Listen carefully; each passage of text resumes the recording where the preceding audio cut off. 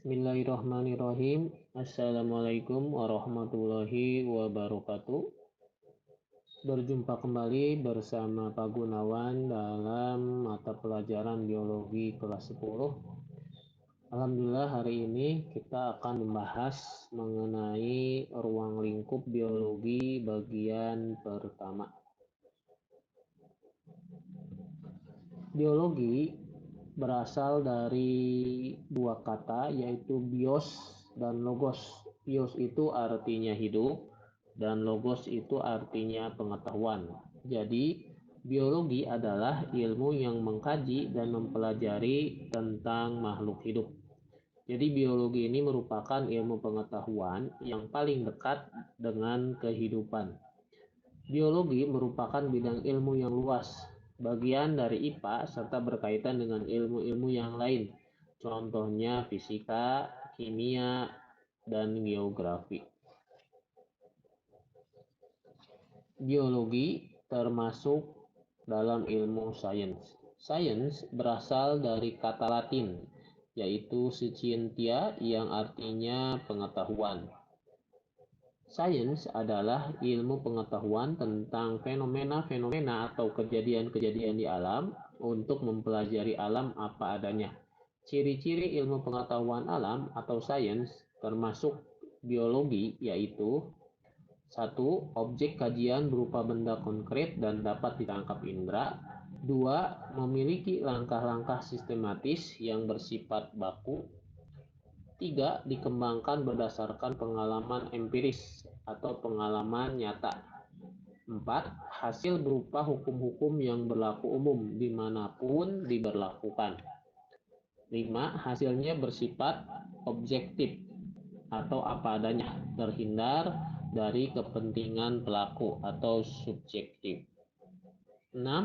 Menggunakan cara berpikir logis, yaitu rasional, yang bersifat deduktif, artinya berpikir dengan menarik kesimpulan dari hal-hal yang khusus menjadi ketentuan yang berlaku umum. Bersifat induktif berarti berpikir dengan menarik dari hal-hal umum menjadi khusus. Nah, itu merupakan beberapa karakteristik dari sains, termasuk di dalamnya biologi. Biologi memiliki cabang-cabang. Jumlah cabang biologi makin banyak seiring dengan munculnya penemuan-penemuan baru. Nah, berikut merupakan tabel cabang-cabang biologi beserta bidang kajiannya. Pertama ada anatomi, tentang susunan bagian dalam tubuh organisme. Terus ada bakteriologi, tentang bakteri. Bioteknologi, tentang pemanfaatan organisme untuk kebutuhan manusia. Ada botani, tentang dunia tumbuhan. Ada ekologi, tentang hubungan timbal balik organisme dengan lingkungannya. Ada embriologi, tentang perkembangan embrio. Ada entomologi, tentang serangga. Terus ada evolusi, tentang perubahan organisme dalam waktu yang sangat lama. Ada fisiologi, tentang kefaatan tubuh dan proses kegiatan yang ada di dalam tubuh. Ada genetika, tentang proses penurunan sifat pada organisme. Ada histologi, tentang jaringan tubuh. Helmintologi, tentang cacing atau vermes. Ada herpetologi, tentang amfibi dan reptil. Ada ichtiologi, tentang ikan atau fishes. Terus juga ada mikologi, mikrobiologi, morfologi, onkologi, ornitologi, parasitologi. Terus ada paleontologi, sitologi, taksonomi, virologi, zoologi, dan banyak lagi cabang-cabang biologi yang berbeda dalam bidang kajiannya. Nah, cabang biologi yang merupakan ilmu campuran dan terapan. Contohnya biokimia, ini proses kimia dalam sistem kehidupan. Terus ada biofisika, ini proses fisika dalam sistem kehidupan. Juga ada bioteknologi, ini mengkaji teknologi yang memanfaatkan organisme hidup. Ada juga paleontologi, perkembangan sejarah kehidupan berdasarkan catatan fosil. Ada biomedikal, itu ilmu yang mempelajari tentang gizi. Nah, itu cabang-cabang biologi yang merupakan ilmu campuran atau terapan dengan ilmu-ilmu yang lain. Nah, apa sih manfaat biologi?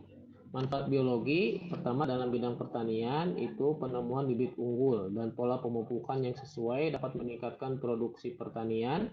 Yang kedua, melalui rekayasa genetika dapat diciptakan jenis tanaman budidaya yang mampu menghasilkan insektisida sendiri. Contohnya apel, pir, kol, brokoli, kentang, dan buah-buahan tanpa biji seperti semangka, pepaya, jeruk, dan anggur.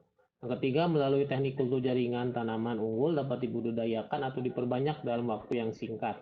Contohnya pada tanaman kelapa sawit, anggrek, pisang, dan wortel.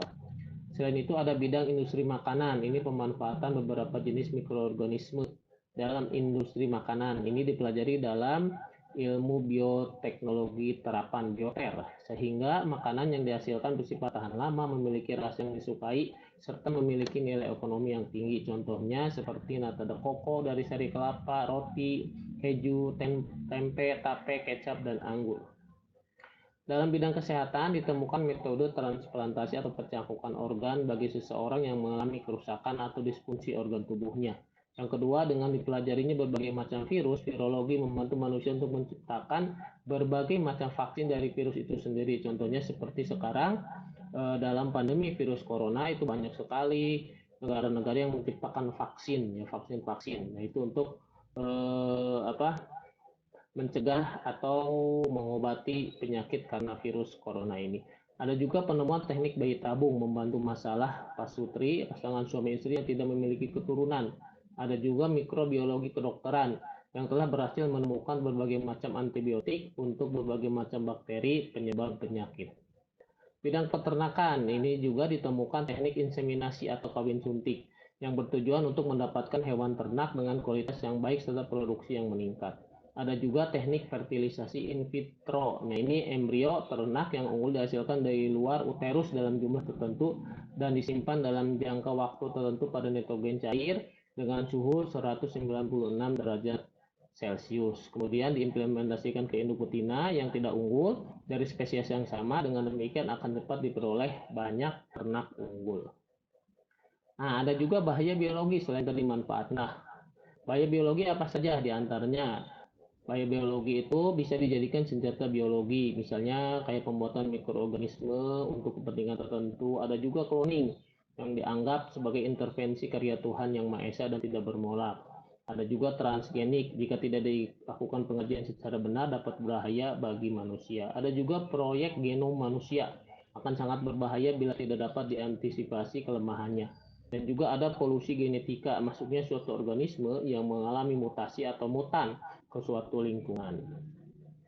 Nah, itu mungkin merupakan materi untuk hari ini. Terima kasih. Jika ada yang kurang paham atau kurang jelas, kalian bisa langsung bertanya ke Bapak melalui aplikasi seperti WhatsApp atau pesan. Terima kasih. Jangan lupa selalu jaga protokol kesehatan. Assalamualaikum warahmatullahi wabarakatuh.